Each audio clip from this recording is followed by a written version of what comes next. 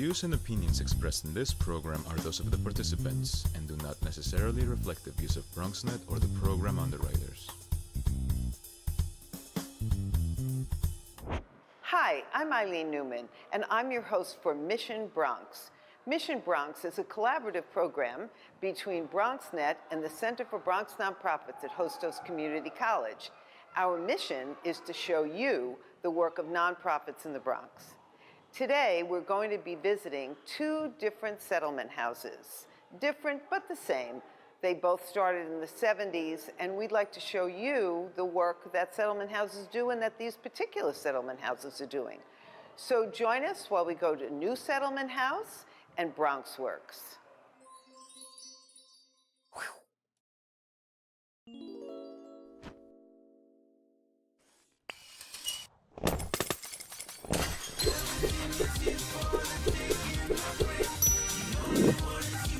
So we're out of the studio again, and we're here at New Settlement Community Center, which is on the New Settlement campus, which is part of New Settlement Apartments, with Jack Doyle, who's the executive director of this wonderful, wonderful place and all the other places that we'll go to see. So Jack, I'm very curious about the whole settlement house movement, sure, which I remember reading about years ago, and it seems to me and from what I've read lately, it's been about immigrant communities at least at the beginning. So how did this all start? New Settlement Apartments actually was created in 1989, and actually our organization was created by another organization known as Settlement Housing Fund that had for many years a focus exclusively on creating permanent housing that was affordable to people of modest means, low and middle income families. And at New Settlement Apartments, we began really with the acquisition, renovation of 14 buildings that were long abandoned and vacant, and then subsequently added 3 other residential buildings, which collectively are home to 1,022 families. The New Settlement Community Campus, where we are now, was opened in 2012. And it houses, among other things, 2 public schools where we are the lead partner and we're very involved in the creation of the schools. One of them is a pre-K to 5th grade school, the Mount Eden Children's Academy, and the other one is a 6th to 12th grade school. And then in addition to the schools, we have this community center where we are now, which is open to the community and offers a wide array of programs from dance and swimming to martial arts and fitness classes. But what we're standing in front of now, actually, along this gallery wall, are photos that were taken by photographers from the Bronx Documentary Center. And it was an attempt to kind of reflect what goes on along and adjacent to Jerome Avenue, an area that currently is slated for rezoning under the mayor's housing plan. And one of the things these are meant to focus on was the fact that, there are people whose lives depend on what's going on here already. People are employed here, people have had businesses for many, many years. And it's kind of to bring into focus the fact that, there is a fear of displacement of not only businesses, but also of people who live in the community. So I have a question about the gentrification conference. Is that something that is uniquely something that you would do here that maybe wouldn't happen in another settlement house? Yeah, that's a good question. There's a book that I remember reading many years ago. It was called Spearheads for Reform by someone named Alan Davies, and it talked about the origins of the settlement house movement and really the settlement houses during the progressive era, really turn of the century, the last century, early 1900s. And one of the things that kind of highlighted was the role that settlement houses played in trying to affect social change. And it's something that we embrace. So beyond the programs that we offer, the 700 children in our after-school programs, our program for girls and young women, our work with Opportunity Youth, our College Access Center, we also have 2 very powerful organizing initiatives. One of them focused on housing organizing, trying to ensure that tenants know their rights, that affordable housing is preserved. So that work happens through CASA, which is our housing organizing initiative. And then we have the Parent Action Committee that has been in existence since 1996 that focuses on kind of collective action to ensure that children in this community have the benefit of a decent education, because historically this district has been one of the worst performing in the city.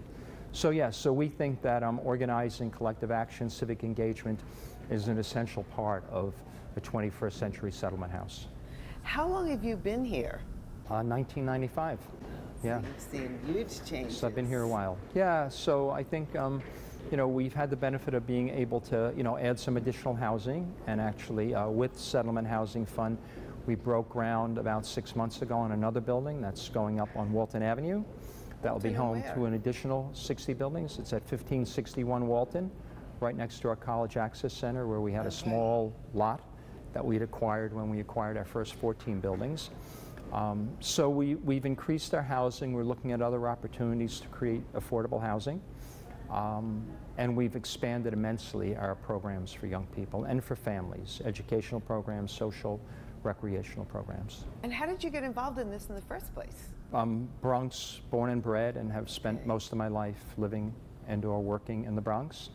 And when the opportunity came to come back to work here, it was a very exciting opportunity for me, and so I took it. So tell me about the programs. Tell me about, I know a little bit about, and you can see them when you walk in, you see that amazing pool that we'll look at, but what goes on here in this building specifically? Yeah, so in this building, in the New Settlement Community Center, we have a wide array of swimming classes, beginning with aqua babies at 6 months, aqua tots. We have classes for students interested in swimming at every level. We have a swimming team called the Blue Seals. We have a partnership with the National Multiple Sclerosis Society, New York chapter, so that people with MS can come here for swimming. We actually have some funding from an organization called Autism Speaks, so that young children with autism are able to come and take swimming instruction. So really, you know, everything you can imagine that could happen in a pool in terms of swimming instruction, lifeguard training, water safety instructor training happens here.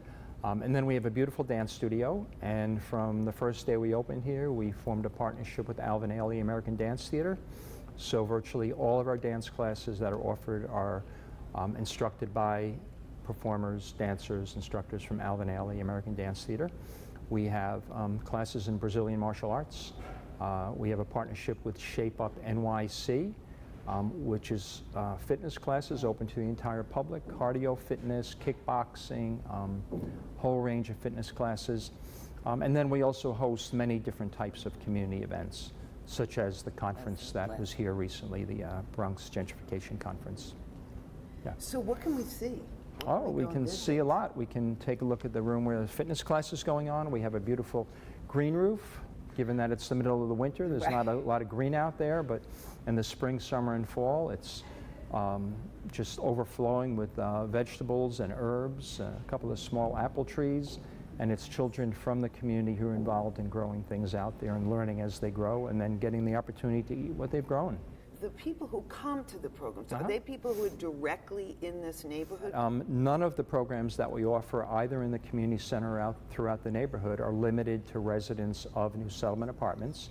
And the vast majority of the people who come from this community, but people come from Inwood, Norwood, Harlem, other parts of the Bronx as well. Yeah, because you're close. We're close, and we have good transportation, and the center has a good reputation, and the quality of the programs, I think, speaks for itself. So let's go see some things. Good.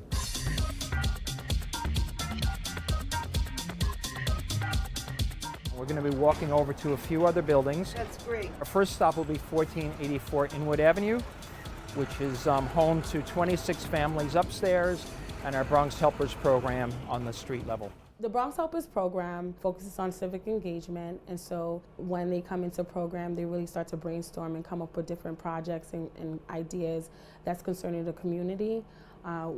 Based on what the community needs are, that's how we start to develop what goes on a day-to-day basis in program.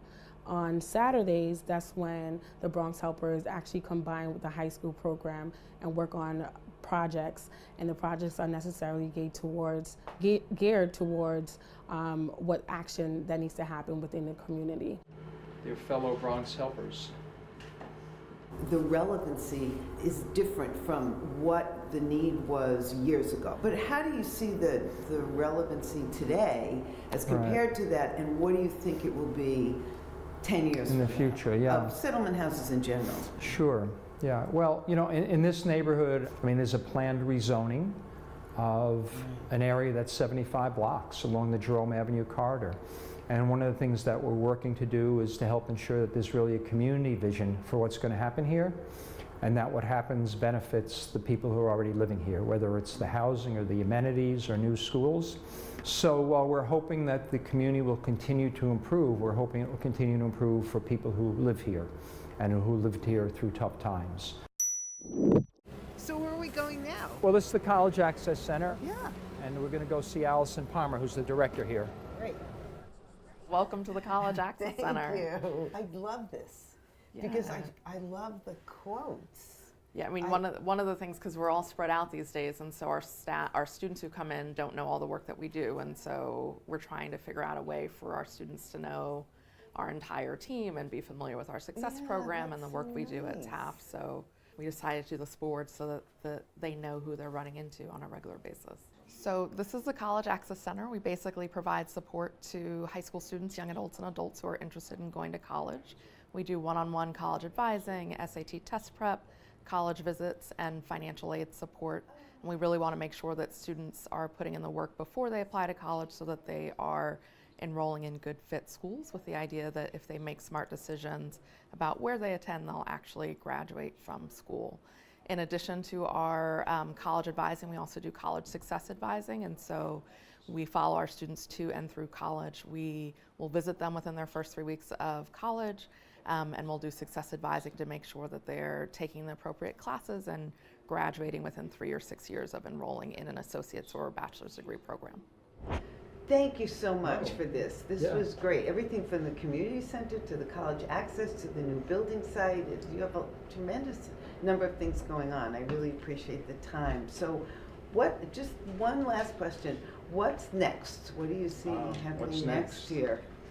Okay, well, first of all, I want to thank you, Eileen, for spending time with us. So it was great, and we love to, as you can tell, show off what we're doing. And we have a wonderful staff, and hope to continue to do what we're doing and do it better and do it deeper.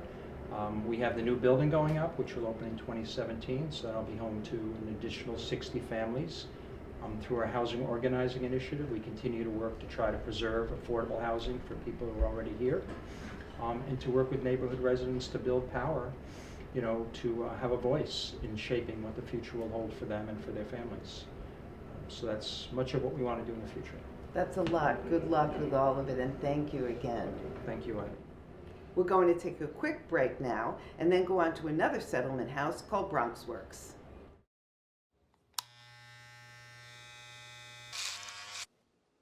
You've messed up your son's haircut. Mom? Do you A, try to fix it,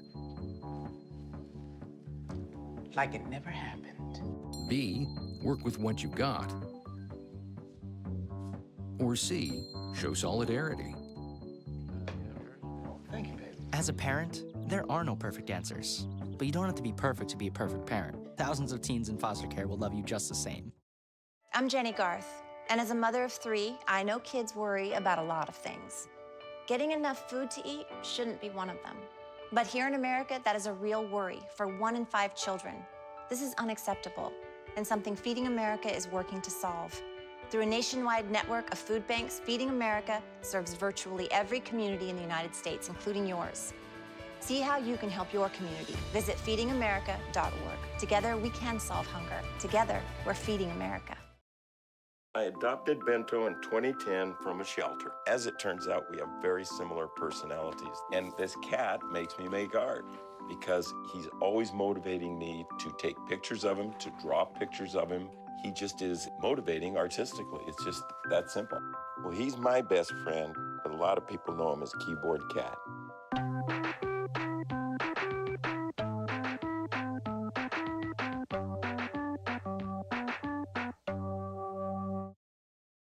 Hey, you. Yeah, you. Getting that college education? What are you gonna do? Graduate and take some office job? Be like everybody else? Or will you dare do something different? Like, be a teacher. You could be my teacher. You got the skills. The smarts. Yes, you. You could be the teacher I never forget. That'd be cool. Does that corporate job even have recess? What are you gonna make of yourself? What are you gonna make of me?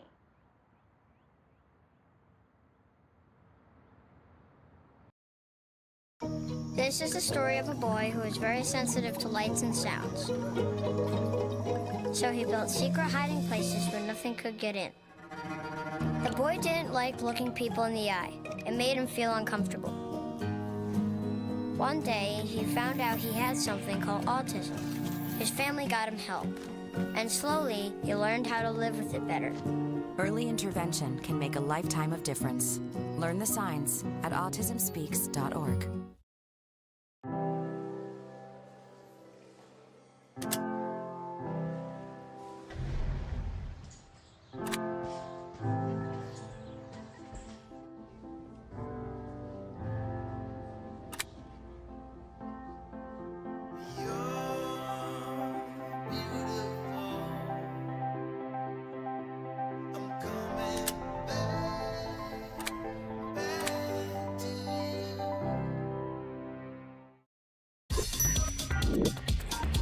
So I'm here at BronxWorks with John Weed, who is the Assistant Executive Director, and I want to know how this all started. We started in 1972, but the incorporation actually came in 1984. So recently we celebrated 40 years of service here in the Bronx. And at this location, really is kind of a microcosm of what we do at BronxWorks. It's our Carolyn McLaughlin Community Center, and we have a lot of different programs here that really, very much identifies BronxWorks. We started as Citizens Advice Bureau. That was our name until 2007 or 8, when we changed our name to BronxWorks. And what was the focus of Citizens Advice? Well, Citizens Advice Bureau really grew out of what was happening at the Bronx. In the Bronx at the time, there was a lot of burned out buildings, people moving out, a lot of abandonment of the housing stock. So it was founded to help primarily seniors who were left in these buildings. So a landlord would divest themselves of the buildings, and then there'd be 5 or 6 poor seniors living still in the facility. So we help them relocate sometimes, stay where they were, help them gain benefits. The oldest site at BronxWorks is actually located further up on the concourse, and that's been in existence for about 30 years. And we also have an Affordable Care Act program where we enroll people into health care. That's walk-in. And what else do you do here? Well, we do a lot of other things. We service children, teenagers, youth, and we also service seniors and everyone in between. So our proximity next to housing court really lends itself for us to do a lot of eviction prevention. So we have a host of different contracts through the city and the state that help seniors and help families gain access to housing and also to help in housing court. We have access to subsidies which help people stay in place so that they don't have to go into homeless shelters. And obviously we're sitting in a room with computers, so you must be doing some sort of computer training here too. That's right. So this is a newly renovated room. Actually, last year we were able to purchase all these computers through a grant. And so most of what we do here is with the children and youth programs. They come in after school, we do different programming. I think the group that's in here now is probably either GED prep or a job placement program. So we do, they have access to the jobs online, they prepare their resumes and that kind of thing. We're also opening up Saturday computer. What we've wanted to do is open up the building more for the community. So we'll be doing computer classes on Saturdays for the community. That's great. So can we walk around a little Sure. and see what's in the building? Would love to. Always love to show people BronxWorks. Great.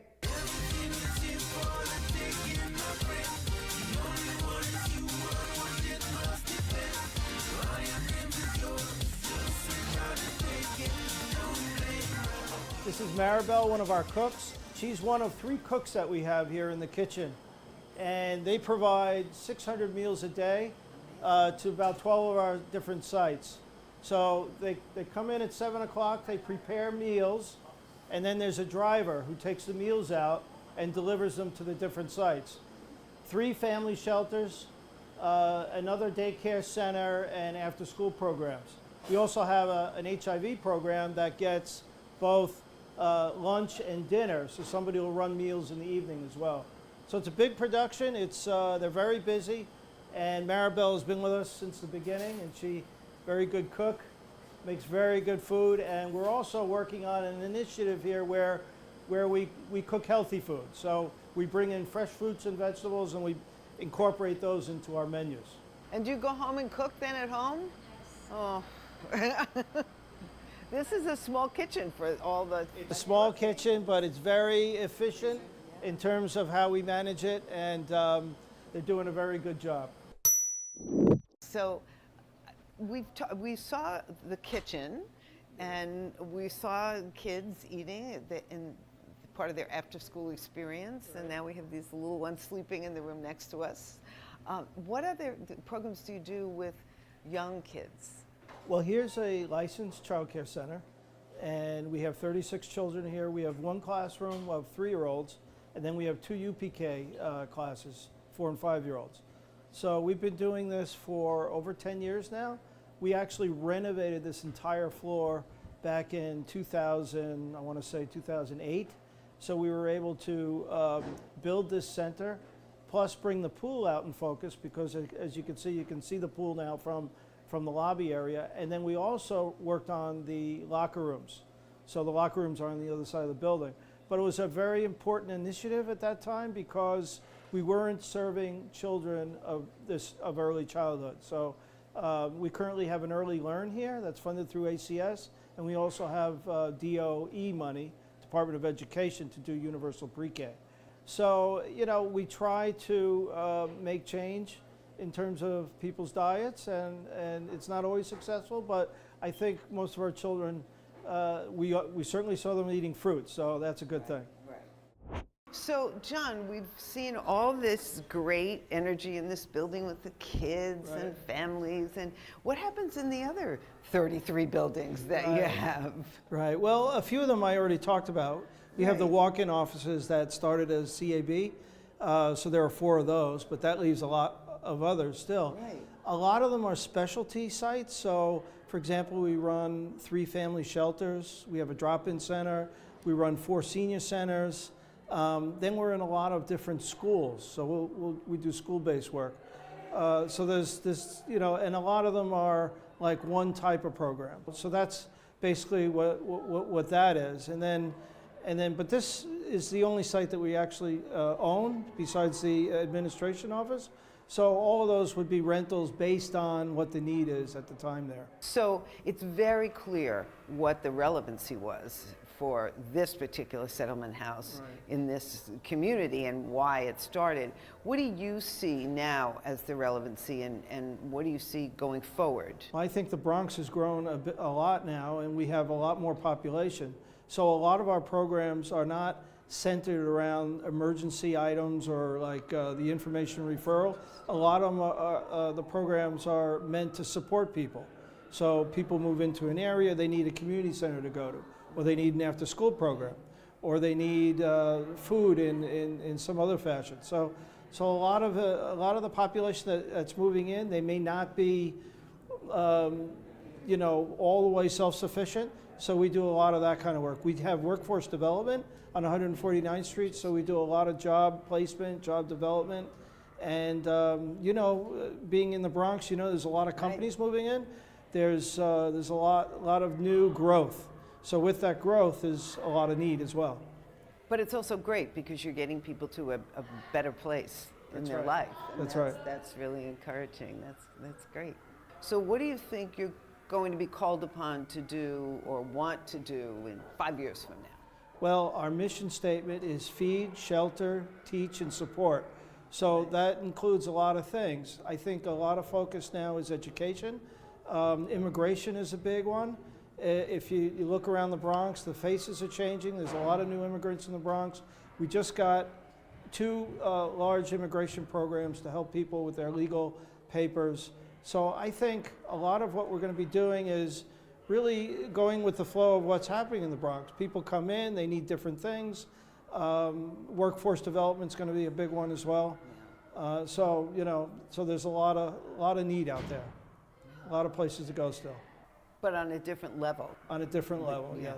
This has been great, John. Thank you so much. Oh, thanks so much for coming. And it's also so nice to hear the kids in the background and to have all this energy around. But I spend my days here, and after 2:30, you hear the sounds, and it's very joyful. It's because you're creating something, and then people come in and use it. So, That's right. But I really appreciate your time. Oh, thanks so much. Thanks so You're much. welcome. Yeah. And join us next time when we'll take you on another adventure through the world of nonprofits in the Bronx.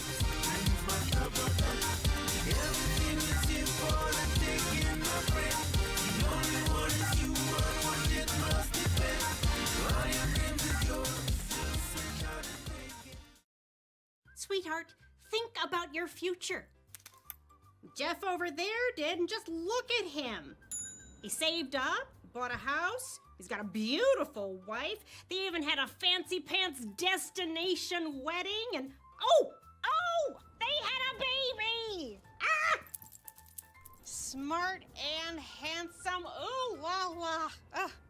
Now, I've been saving these frames for pictures of my future grandbabies for years, and the shopping sprees on organic clothing and telephone cases is not helping you save for a family. Oh, gracious! Look at that! He's a model! Oh. I bet you he's putting all that money right into a 401k or his baby's college fund. And his teeth are so straight. See how good saving can look at feedthepig.org. Feed the pig.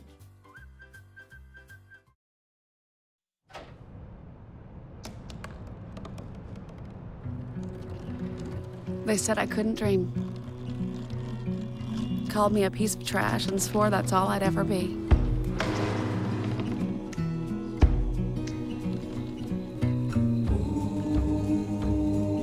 Said a bottle couldn't see the ocean.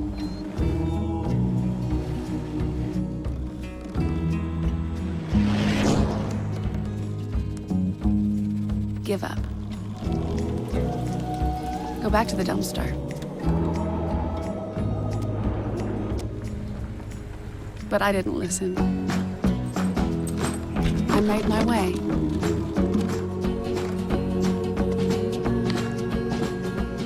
And now, I am what I've always wanted to be.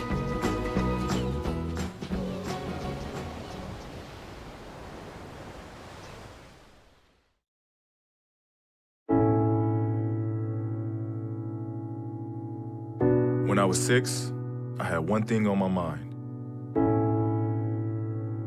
When I was 6, my days were spent playing basketball every chance I could. When I was 6, my dream was to make it to the NBA. When I was 6, my mom had a stroke. I'm Paul George, and I want you to learn the signs of a stroke fast. F-A-S-T. F, face drooping. A, arm weakness. S, speech difficulty. T, time to call 911. Because the sooner they get to the hospital, the sooner they'll get treatment. And that can make a remarkable difference in their recovery. Protect the ones you love. Spot a stroke, F-A-S-T, fast.